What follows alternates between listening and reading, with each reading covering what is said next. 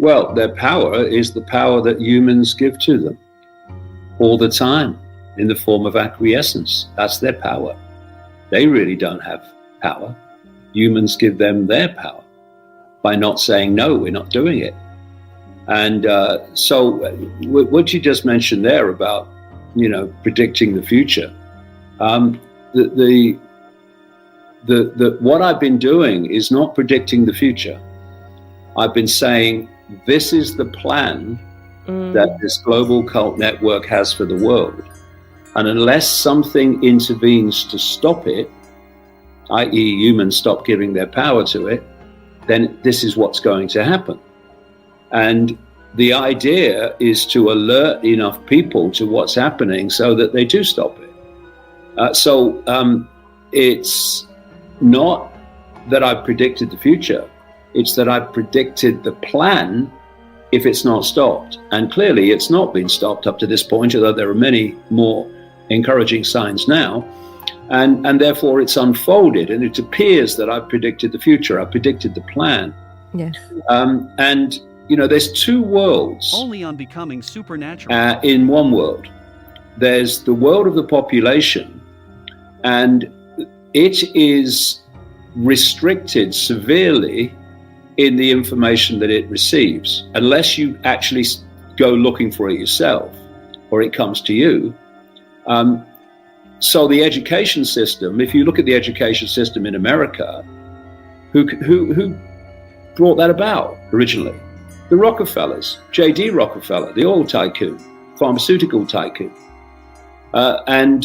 So from the earliest age, you go to school and you're being indoctrinated, and more now than ever before. I mean, the programming now, the scale of programming is stunning. That's crazy.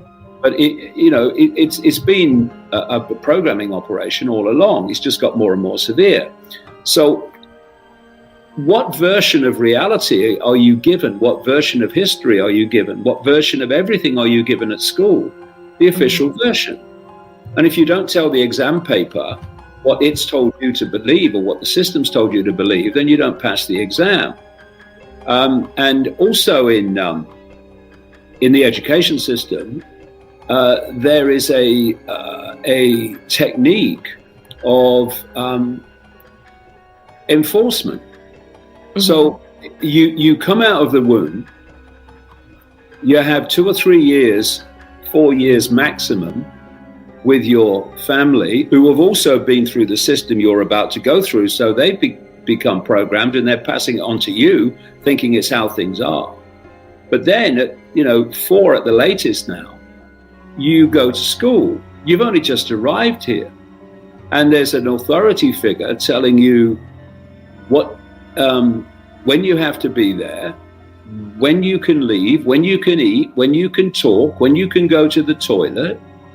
And the same authority figure is telling you what is and isn't, what's possible and not possible, and all the things that people have to form their sense of reality. And it starts at the earliest age. Mm-hmm. And then you go off to university and it continues.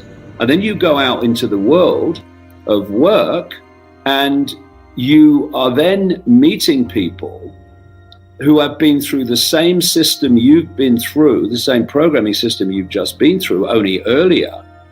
And so overwhelmingly, everyone's agreed on what is and what isn't.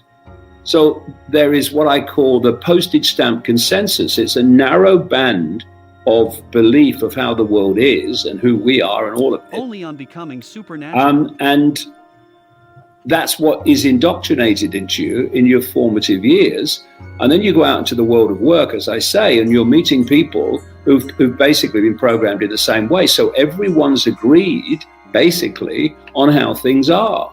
And so you have this phrase that comes up all the time: everyone knows that, mate. Well, everyone thinks they know that because everyone's been through the same programming system.